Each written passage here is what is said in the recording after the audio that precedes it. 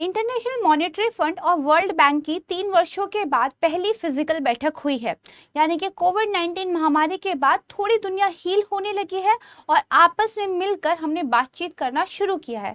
आपको लग रहा होगा कि ये तो गुड न्यूज़ है, लेकिन आईएमएफ और वर्ल्ड बैंक ने इस बैठक में दुनिया में बढ़ती हुई महंगाई, रशिया और यूक्रेन का युद्ध और यूएस के फेड बैंक के द्वारा टाइट होती मॉनेटरी पॉलिसी के कंटेक्स्ट में ये बताया है कि शायद 2023 में दुनिया को 2008 जैसी मंदी झेलनी पड़ सकती है। और जब इतनी बड़ी संस्थाएं ऐसी बात कहती हो और एक ऑफिशियल प्लेटफॉर्म से कहती हो, बकायदा डाटा के साथ आपको चीजें समझाती हो, तो यकीन करना पड़ता है। यानी कि समय आ गया है कि हमें अपने पैसे को लेकर और सचेत हो जाने की जरूरत है, क्योंकि ये माना जा रहा है कि एक आम आदमी की इनकम में इतनी कमी आएगी पूरी दुनिया के लेवल में कि वो एक जर्मनी की जीडीपी के बराबर बैठता है। तो इतना ज्यादा पैसा अर्थव्यवस्था में खराब हो सकता है अगर 2023 की आर्थिक मंदी आती है, बिल्कुल वैसे ही जैसे 2008 में आर्थिक मंदी आई थी। नमस्कार दोस्तों, मैं प्राची संस्कृति आईएएस यूट्यूब चैनल पर आप सभी का बेहद स्वागत करती हूं। आज की वीडियो में बहुत सारे तथ्यों को सामने रखते हुए हम समझने का प्रयास करेंगे कि 2018 में विश्व में हुआ क्या था और वैसा ही कुछ हमें फिर से क्यों देखने को मिल रहा है, और अलग अलग जो इकोनॉमिक्स हैं या फिर जो बड़ी बड़ी संस्थाएं हैं उनके द्वारा ये क्यों कहा जा रहा है कि विश्व को एक बहुत बुरी मंदी का सामना करना पड़ सकता है। सबसे पहले देखते हैं कि समाचार पत्र क्या कह रहे हैं। यहाँ पर देखिए, danger of 4 trillion hole in world economy outlook haunts IMF. तो मैंने आपको क्या बताया था कि देखिए, वर्ल्ड बैंक और आईएमएफ की एनुअल मीटिंग हुई जो कि फुल इन पर्सन थी, फर्स्ट टाइम जब से ये कोविड-19 आया था 2020 में, और पेंडेमिक हील हो रहा है। लेकिन देखिए, करीब 4 ट्रिलियन डॉलर रुपीस को लेकर चिंता जताई जा रही है। It's huge. यहाँ पर देखिए, we are heading for a long ugly global recession, are we. इसका जो जवाब है ना, आर वी, ये हमें इस वीडियो के माध्यम से थोड़ा सा देखने को मिलेगा। यहाँ पे ये बताया गया है, वर्ल्ड बैंक ने एक स्टडी की थी, उस स्टडी के अकॉर्डिंग उन्होंने बताया कि वर्ल्ड की जो 3 लार्जेस्ट इकोनॉमीज हैं, ठीक है, जैसे यूनाइटेड स्टेट्स सबसे पहले, दूसरी चाइना आती है और तीसरा पूरा यूरो जोन आता है, यूरोप का वो एरिया जो अपनी करेंसीज को एक साथ रख के एक इकोनॉमी के रूप में काम करता है। यहाँ पर देख लिए, शार्पली हमें देखने को मिल रहा है कि स्लो डाउन आ रहा है, चीजें जो है रिसेशन में जारी हैं। और अगर थोड़ी सी भी इधर उधर चीजें होती हैं तो over the next year could tip into the recession, यानी कि 2023 जो कि ज्यादा दूर नहीं है, वो रिसेशन में जाने की उम्मीद है। और ये उम्मीद सिर्फ इनके द्वारा ही नहीं जताई जा रही। हिंदी का ये एक आर्टिकल देखिए जिसमें ये बताया गया था 2023 दुनिया के लिए चिंताजनक है, लेकिन भारत फिर भी बेहतर स्थिति में है। अब ये हम इसलिए नहीं कह रहे हैं कि हमारा न्यूज़पेपर है इंडिया और हम अपने देश के बारे में अच्छा बोलते हैं, हम बकायदा तथ्यों के आधार पर ऐसा कह रहे हैं। यहाँ पर देखिए बताया हुआ है कि सबसे बुरा वक्त आना बाकी है। क्यों? क्योंकि बताया जा रहा है कि देखिए, इस साल की जो वैश्विक वृद्धि है वो 3.2 से 3 के आसपास रहने का अनुमान है, लेकिन अगले साल जो वैश्विक वृद्धि होने का अनुमान लगाया गया है वो अपनी पहले के प्रेडिक्शन से कम कर दिया गया है अंतरराष्ट्रीय संस्थाओं के द्वारा।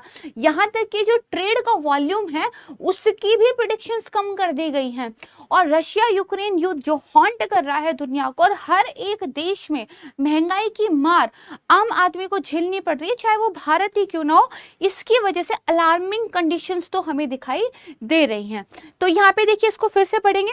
अब यहाँ पे देखिए, जो जेपी मॉर्गन के सीईओ थे उनके द्वारा भी कहा है 6 से 9 महीने में मंदी की चपेट में आ सकता है अमेरिका।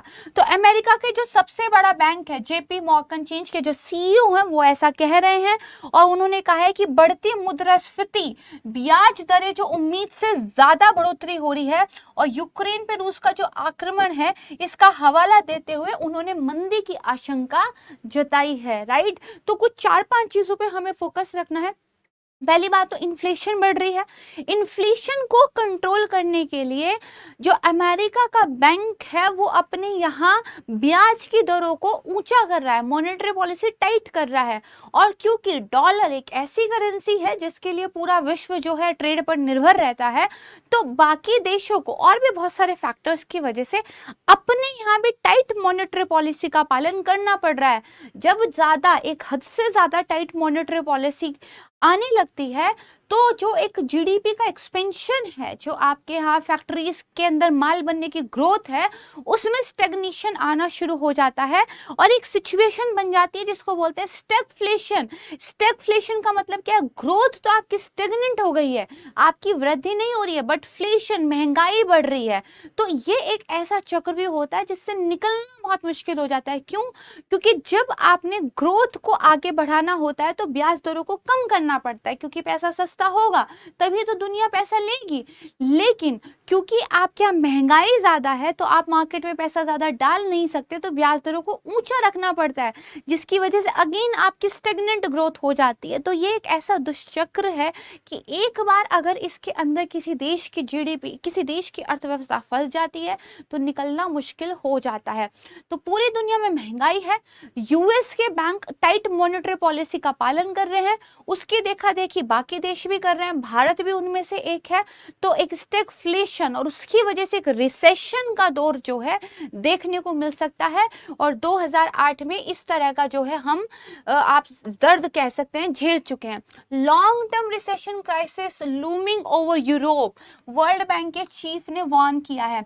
यूनाइटेड स्टेट की अर्थव्यवस्था के लड़खड़ाने के पूरे चांसेस दिखाई दे रहे हैं और हाल ही में उनके प्रेसिडेंट ने माना भी है कि हाँ एक स्लाइट सी जो है रिसेशन की है कि हो सकता है, लेकिन बहुत मुश्किल है होगा, क्योंकि वो तो प्रेसिडेंट है, वो अगर एक्सेप्ट ही कर लेंगे तो पूरा मार्केट खराब हो जाएगा। लेकिन तथ्य कहते हैं कि अमेरिका की अर्थव्यवस्था लड़खड़ा रही है और यूरोप का हाल बहुत बुरा है, क्योंकि एनर्जी क्राइसिस यूरोप में आ गया है रशिया यूक्रेन युद्ध की वजह से। इसके अलावा फूड इन्फ्लेशन पूरे वर्ल्ड में हमें देखने को मिल रही है, चाहे गेहूं हो या गैस हो, हर चीज महंगी हो गई, आपका खाना महंगा हो गया है और मॉडर्न इकोनॉमीज को पुल देने वाली एनर्जी महंगी हो गई है। तो इसकी वजह से महंगाई आई है और ग्रोथ रुक गई है, क्योंकि टाइट मॉनेटरी पॉलिसी है। इस कॉन्सेप्ट को अगर आप समझ लेंगे तो चीजें आपको समझ में आ जाएंगी। यहाँ पे देखिए स्लो डाउन हो रहा है चाइनीज ग्रोथ रेट में, ठीक है, फॉल हो रहा है इकोनॉमिक आउटपुट का यूनाइटेड स्टेट के अंदर, ठीक है। इसकी वजह से क्या हो रहा है, यूरोप जो है रिसेशन की ग्रिप में जा रहा है और फ्यूल क्राइसिस जो कि यूरोप में हो रहा है, जो डिपेंड करते थे रशियन फ्यूल पे, वो आने वाले टाइम में कंटिन्यू रहने वाला है। तो इसीलिए वर्ल्ड बैंक के जो चीफ है उन्होंने वार्न किया है कि इकोनॉमिक रिसेशन यूरोप के ऊपर होवर कर रहा है, debt will be last for a long time. ये कोई छोटे मोटे टाइम का नहीं होगा, और ऐसा होता है तो वर्ल्ड ट्रेड ऑर्गेनाइजेशन कहता है कि जो वर्ल्ड है वो पुश हो जाएगा रिसेशन के अंदर और वेरियस इंटरनेशनल क्राइसिस हमें झेलने पड़ेंगे। यहाँ पे देखिए क्योंकि यूरोप में एक स्थिति खराब है तो यूनाइटेड किंगडम के अंदर जो हाउसिंग कॉस्ट है वो बढ़ने लग गई है। आप देखेंगे तो यूनाइटेड किंगडम के अंदर जो लिविंग कॉस्ट होती है, जो आपके रहने का एक पूरा का पूरा पैसा होता है, वो बढ़ गया है। हाउस की जो मॉर्टगेज रेट्स है वो काफी बढ़ गए हैं। चीजों को हम जो है थोड़ा सा समझेंगे। अब यहाँ पे देखिए क्या कहता है हमारा जो है एक आप कह सकते हैं आउटलुक। तो वर्ल्ड इकोनॉमिक आउटलुक देखिए ग्रोथ प्रोजेक्शन का निकला है, यानी कि कब कितनी ग्रोथ थी और आगे कितनी रहने का अनुमान है। तो सबसे पहले तो देखते हैं वर्ल्ड आउटपुट कैसा रहेगा। 2021 में 6 पे हम ग्रोथ कर रहे थे एज ए वर्ल्ड, 2022 में 3.2 चला गया, 2023 में तो 2.7 चला जाएगा। इसीलिए कह रहे हैं कि मंदी आने वाली है, ठीक है। इसके अलावा एडवांस इकोनॉमीज की अगर बात करें, सबसे पहले यूनाइटेड स्टेट की बात करते हैं। 21 में 5.7 था, 2022 में 1.6 हो गया, 23 में तो केवल 1 पे चला जाएगा। इसके बाद यूरो एरिया की बात करते हैं। देखिए 5.2 था 21 में, 22 में 3.1 रहने का अनुमान है और 23 में तो 0.5 चला जाएगा। इससे भी बुरा हाल देखिए जर्मनी की आपको अर्थव्यवस्था का दिखाई देगा, क्योंकि 2.6 उनकी ग्रोथ रेट थी, 2.6 2021 में, 22 में 1.5 रहने का अनुमान है और 23 में तो ये नेगेटिव में चली जाएगी और 0.03 नकारात्मक वृद्धि जर्मनी में देखने को मिलेगी, क्योंकि रशिया के ऊपर उनकी डिपेंडेंसी एनर्जी को लेकर उनको परेशान कर रही है। ठीक बात है। इसके अलावा इटली की भी अगर बात करें तो नेगेटिव में जाने वाले हैं, फ्रांस भी 0.7 पे जाने वाला है, तो चीजें देखिए खराब है। अब आ जाइए चाइना की बात करते हैं। तो चाइना की अगर हम बात करें तो 8.1 का ग्रोथ था 21 में, 22 में 3.2 रहने का अनुमान है, लेकिन 23 में 4.4 हो जाएगा। Better than European countries, better than European countries, better than America, right. तो फिर भी अच्छे कंडीशन में। इंडिया पे भी हम बात करते हैं, लेकिन थोड़ा सा इंडिया पे बात करेंगे बाद में, पहले चीजों को समझ लेते हैं। तो यहाँ पे देखिए, दरअसल एक सर्वे जो है रिलीज किया गया था, स्विट्जरलैंड बेस्ड जो वर्ल्ड इकोनॉमिक फोरम है, WEF जिसके बारे में पढ़ते हैं, उन्होंने एक सर्वे किया। उन्होंने बेसिकली क्या है, कुछ प्राइवेट और पब्लिक सेक्टर जो इकोनॉमिक्स थे बड़े बड़े वाले, उनको जो है कुछ सैंपल भेजे थे, क्वेश्चंस, उनसे पूछा था कि आप लोगों का क्या मानना है, और उन्होंने सबने कहा है कि 2023 में वो एक ग्लोबल रिसेशन की उम्मीद कर रहे हैं, ऐसा होगा। इसके अलावा अगर आप देखेंगे, फ्लोरिडा बेस्ड रिसर्च फर्म थी एक, जिनको उनके ग्लोबल रिसेशन प्रोबेबिलिटी मॉडल के लिए जाना ही जाता है। वो अनुमान ही लगाते हैं कि भैया आर्थिक मंदी आएगी नहीं, ग्लोबल रिसेशन होगा नहीं, इसका मॉडल ही है। और उन्होंने ये कहा है कि अगले साल ग्लोबल रिसेशन आने के 98.1% चांस हैं, और जब कोविड की अनसर्टेनिटी में दुनिया घिरी हुई थी तो ये उसके बाद सबसे ज्यादा है। ठीक बात है। इसके अलावा यहाँ पे आइए, यूक्रेन का वॉर, चाइना की जो एक पूरी डॉक्टरियन पेंडेमिक पॉलिसीज है, चाइना के अंदर जो लॉकडाउन को लेके समस्या है ना, उससे जो है चाइना ही परेशान नहीं है, दुनिया भी परेशान है। सप्लाई चेन डिस्ट्रप्शंस इसकी वजह से हुए हैं।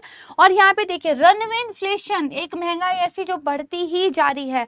ये सारी की सारी चीजें इकोनॉमिक आउटलुक कहता है कि कंसर्न की बात है, क्योंकि इससे इन्वेस्टर्स परेशान हो रहे हैं। इन्वेस्टर्स अगर परेशान होते हैं तो पैसा देखिए कम हो जाता है मार्केट के अंदर। यूनाइटेड स्टेट फेडरल रिजर्व जो है बैंक, उनका वो इंटरेस्ट रेट को इतना एग्रेसिवली बढ़ा रहा है कि वर्ल्ड की जो लार्जेस्ट इकोनॉमी है यूनाइटेड स्टेट, वो रिसेशन में जा सकती है, और अगर वो रिसेशन में गई तो अपने साथ रेस्ट ऑफ द वर्ल्ड को भी ले जाएगी। ये यहाँ पर देखिए बताया गया है। ठीक है, तो इन चीजों को थोड़ा सा ध्यान रखेंगे। अब बात करते हैं OECD की। तो देखिए, OECD की, इन्होंने कहा कि इस साल वैश्विक विकास अभी भी 3% पे रहने का अनुमान है। हमने अभी अपने ग्राफ में भी देखा 2023 में, लेकिन ये 2.2 पे ही चला जाएगा। पहले हमने सोचा था कम से कम 2.8 तो रहेगा, लेकिन संशोधित करके 2.2 अब हमने अनुमान कर दिया। और मंदी की बात, ठीक है, अगले साल अगर वैश्विक उत्पाद की बात करें तो पूर्वानुमान में उन्होंने क्या कहा है कि $2.8 ट्रिलियन वो कम होगा। रीजन बताया है रशिया यूक्रेन युद्ध, इसलिए कहा गया है मोदी जी की तरफ से, it's not a time of war. अगर युद्ध में कोई दो देश उलझते हैं, स्पिल ओवर इफेक्ट हर किसी पे पड़ता है। ठीक है, अनुमान है कि दुनिया भर में जो आय का नुकसान होगा वो फ्रांसीसी अर्थव्यवस्था के बराबर हो सकता है। पूरे फ्रांस की जो इकोनॉमी है, उतनी जो है बर्बादी वर्ल्ड की अर्थव्यवस्था में हमें देखने को मिल सकती है। ठीक है, इसके बाद देखिए, एक इकोनॉमिस्ट थे, ठीक है, नोरेल रोबिनी, उन्होंने बेसिकली 2008 का क्राइसिस भी प्रिडिक्ट किया था, और इसी वजह से उनको एक निकनेम मिल गया था डूम्स गाय का। उन्होंने फिर से वार्न किया है कि एक लॉन्ग अगली रिसेशन जो है देखना पड़ सकता है, राइट। तो मतलब जिन्होंने पहले भी 2008 की रिसेशन के बारे में बात की थी, वो फिर से कह रहे हैं कि फिर से हो सकता है। तो यहाँ पे देखिए, इसके अलावा जो worst is yet to come, ये कौन कह रहा है? 7 वर्ल्ड के जो इकोनॉमिस्ट हैं उनकी ये ओपिनियन है। 7 सबसे बड़े जो है आपके यहाँ अर्थशास्त्रविद हैं, वो कह रहे हैं कि हमें जो है वर्स्ट येट टू कम, बहुत बुरा आने वाला है, इसके लिए अब तैयार हो जाना चाहिए। ठीक बात है। इस ग्लोबल रिसेशन कमिंग, मोर एक्सपर्ट्स ने जो है रेज किया है अलार्म को।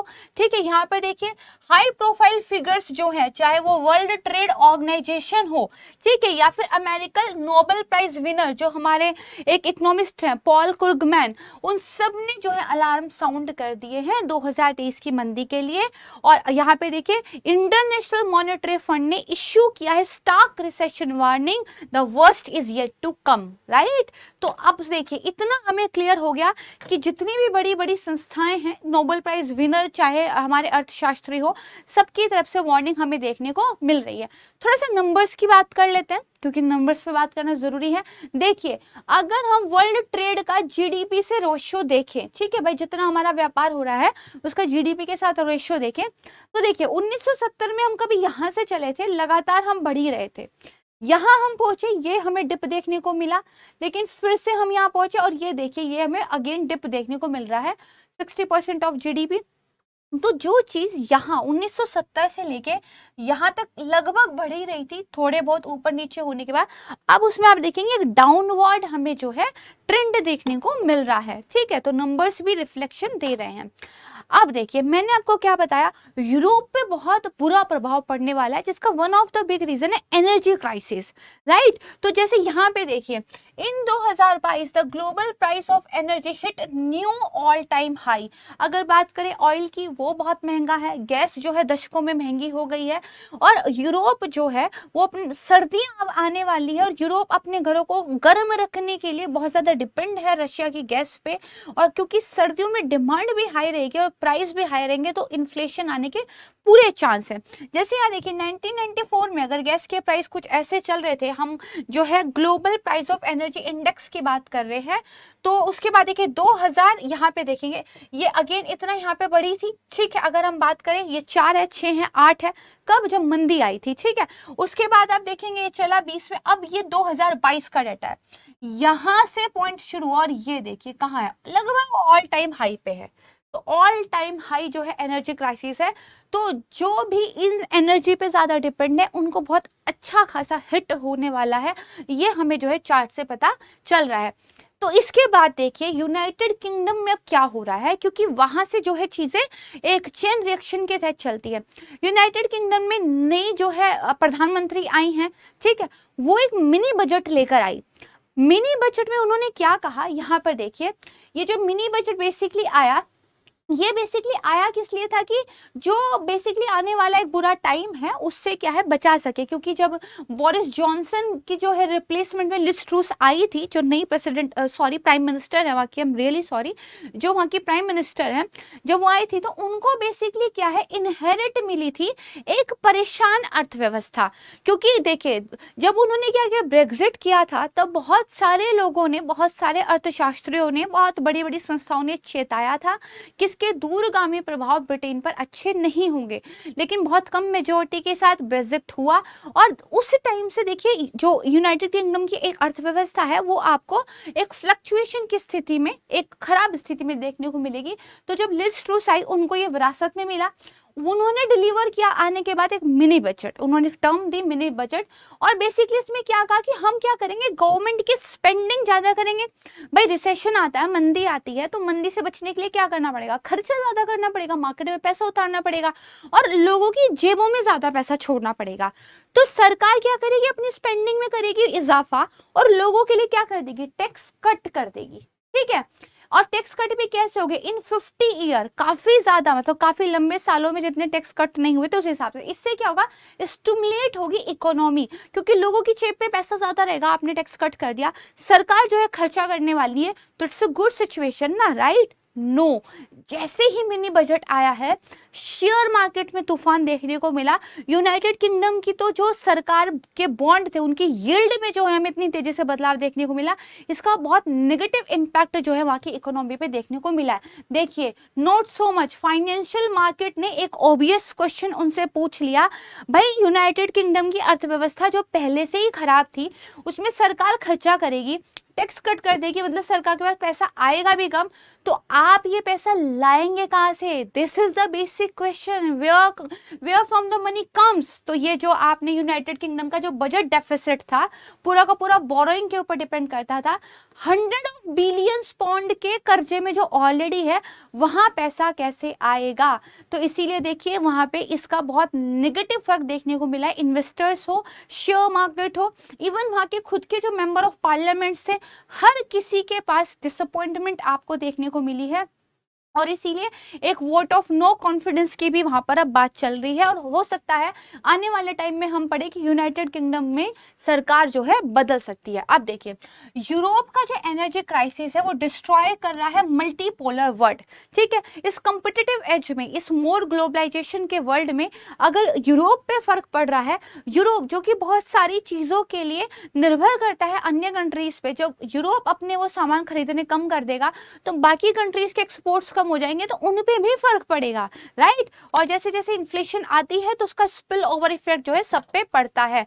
तो देखिए, जैसे ही मिनी बजट आया तो यील्ड जो अगर 3 साल के जो है यूनाइटेड किंगडम के गवर्नमेंट बॉन्ड पे हम देखें, देखिए जनवरी 2022 में अगर यहाँ पे थी और गवर्नमेंट ने ये मिनी बजट रिवील किया, और ये देखिए बॉन्ड यील्ड स्पाइक कैसे आया है, फिर थोड़ा गिरा है लेकिन अगेन वो फिर से बढ़ रहा है। अच्छा, बॉन्ड यील्ड थोड़ा सा समझ लेते हैं, पता चल जाएगा। बैंक ऑफ इंग्लैंड ने इंटरवीन किया तब जाके बॉन्ड यील्ड नीचे गिरे। देखिए क्या होता है, सरकार जो है बॉन्ड जारी करती है, लोग उन बॉन्ड्स को खरीदते हैं।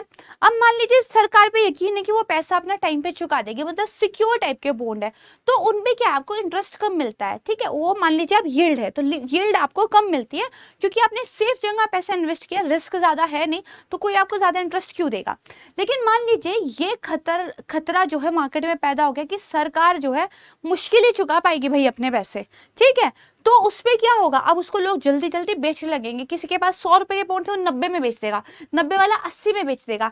इंटरेस्ट अगर 8% था तो 100 पे 8, 90 पे 8 और 80 पे 8 बढ़ता चला गया ना, यानी कि बॉन्ड यील्ड जो है इस पे बढ़ती चली गई, प्रतिफल बढ़ गया बॉन्ड पे।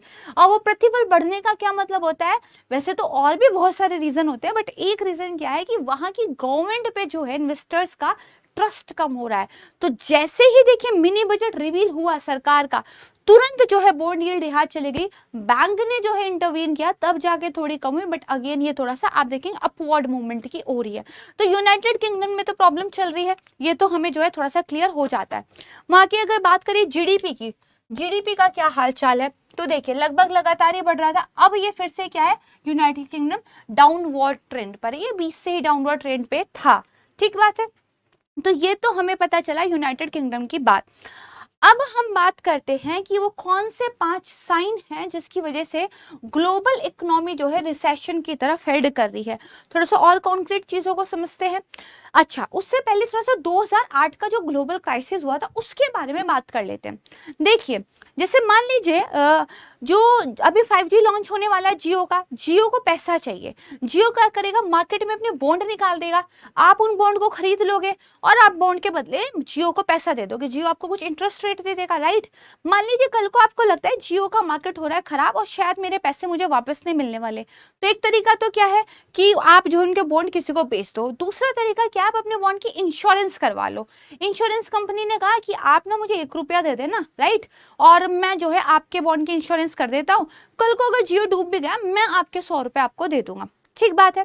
अब इंश्योरेंस कंपनी का फायदा क्या है भाई, इंश्योरेंस कंपनी का फायदा ये कि ऐसे बहुत सारे लोगों से उन्होंने 1 रुपया लिया होगा, अच्छा खासा प्रॉफिट कमाया होगा। मान लीजिए किसी के पैसे डूबते भी हैं तो 100 में से 4 लोगों के डूबेंगे जिनको इंश्योरेंस कंपनी दे देगी क्योंकि उसके पास इतना पैसा हो चुका है, बाकी लोगों का तो ठीक चल ही रहा है। अब इस केस स्टडी को थोड़ा सा ब्रॉड वे में देखते हैं। तो देखिए, अमेरिका में क्या हुआ था कि बैंकों ने लोन देने शुरू किए थे लोगों को घरों के लिए, वहां पे बहुत सारे घरों का निर्माण होना शुरू हुआ था, मोटे तौर पे कहानी समझेंगे, और लोगों ने लोन लेने शुरू किए थे और वो घरों को परचेज करते थे, पूरी एक रियल एस्टेट की मार्केट वहां पे डेवलप हो रही थी। जब बैंकों के लोन ज्यादा होने लग गए तो बैंकों को लगा यार कल को वापस नहीं आया तो अपन डूब जाएंगे, राइट, तो उन्होंने क्या किया, उनका इंश्योरेंस करवा दिया। इंश्योरेंस जिन कंपनियों ने किया वो बड़ी बड़ी कंपनी थी, उसमें से एक थी द इनफेमस लेमन ब्रदर।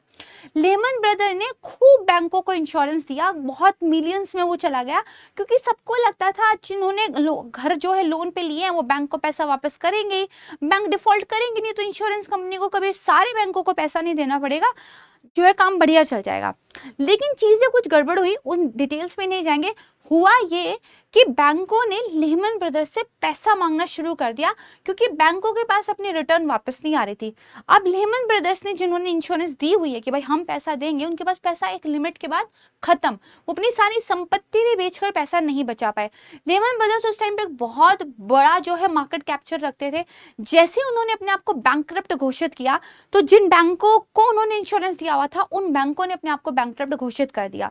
जैसे बैंकों ने बैंकक्रप्सी अपनी दर्ज की तो जो अलग अलग कंपनीज थी जो बैंकों से लोन उठाती थी उनको प्रॉब्लम होना शुरू हो गई।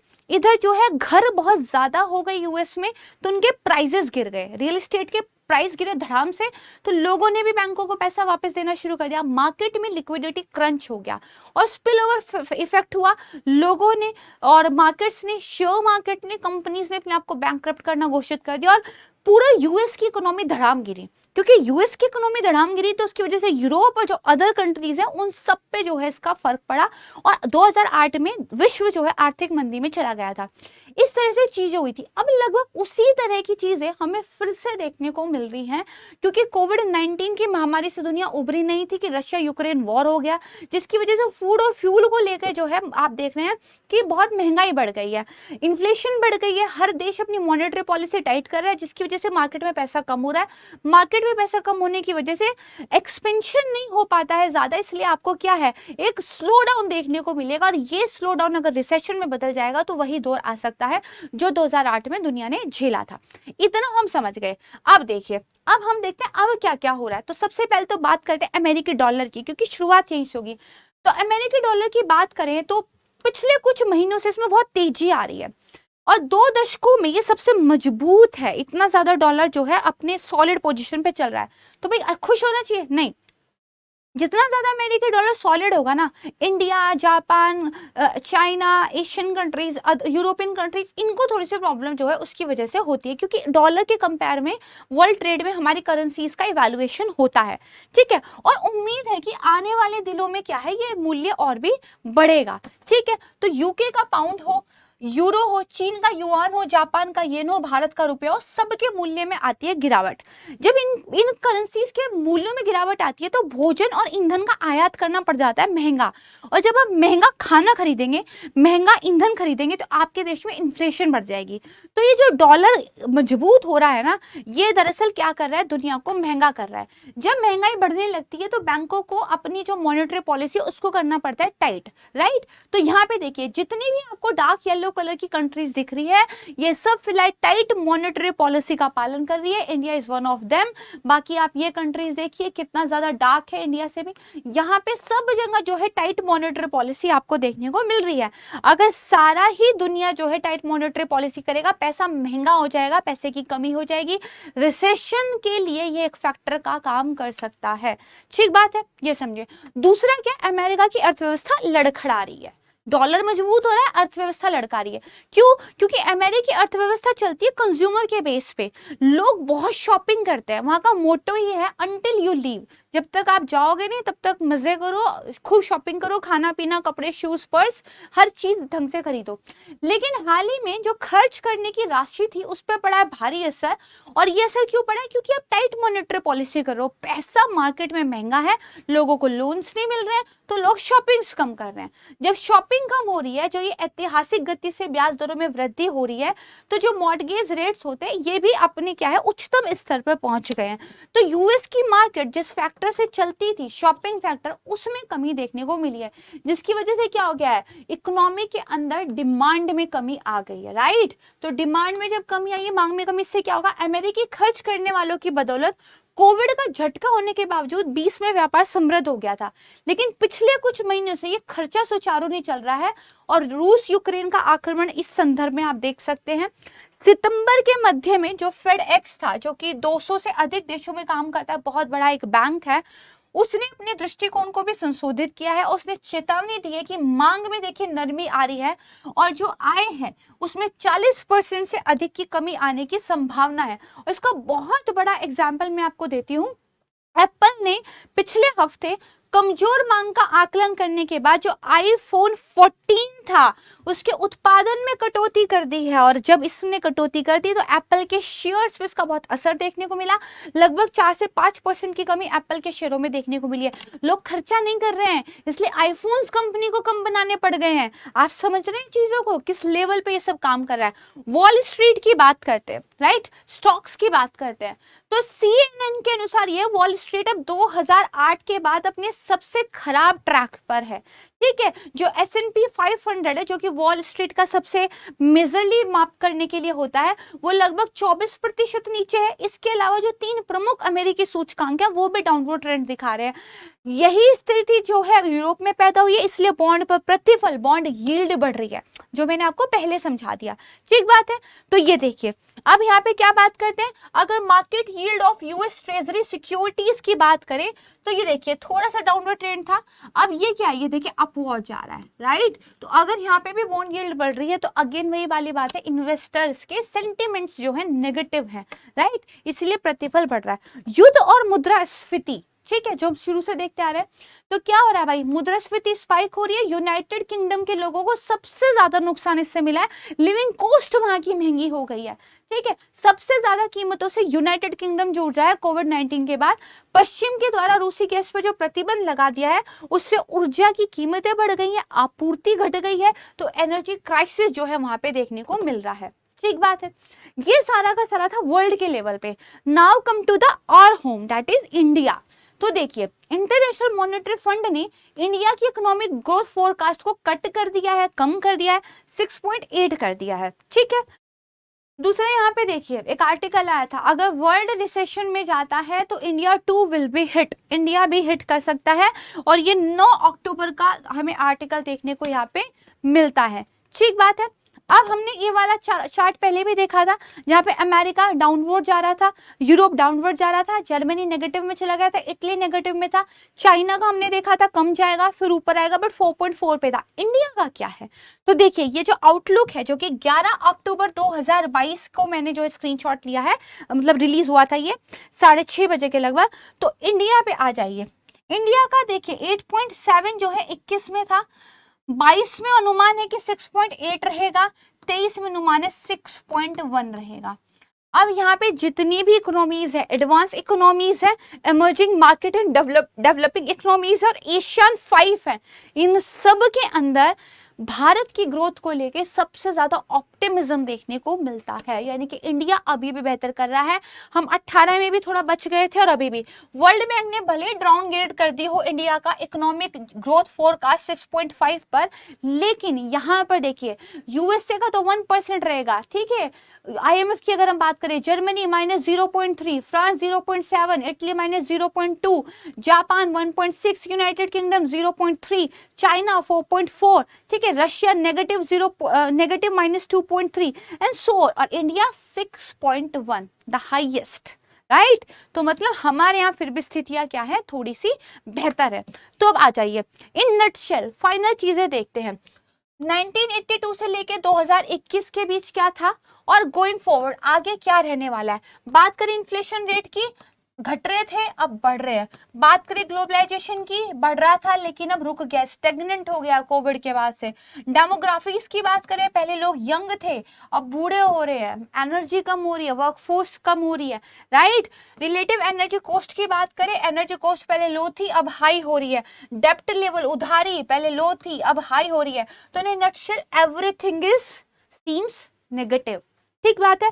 तो अब ये तो मतलब फाइनल इस बात से निकलता है, a crisis is coming in Europe and as well as it might be coming in world, but the only question is which kind, किस तरह का, कितना डीप, कितना अगली, कितना लंबे टाइम के लिए, राइट। रिसेशन तो आ रहा है, ये हमें डेटास कम से कम बता रहे हैं। ठीक है, तो यहाँ पे समझ में आ गया कि हाँ 2008 के जैसे क्राइसिस में भी फेस करना पड़े दुनिया को। फैक्ट्स के बेस पे हमने बात की है, बहुत सारे आर्टिकल्स, बहुत सारे रिपोर्ट्स के जरिए हमने बात की है। काफ़ी इंपॉर्टेंट ये वीडियो था, इसको एक बार फिर से देख लीजिएगा अगर कोई चीज़ मिस कर रहे हो। और मैं आपको जल्द मिलूंगी एक नए वीडियो के साथ, तब तक के लिए नमस्कार, धन्यवाद, जय हिंद।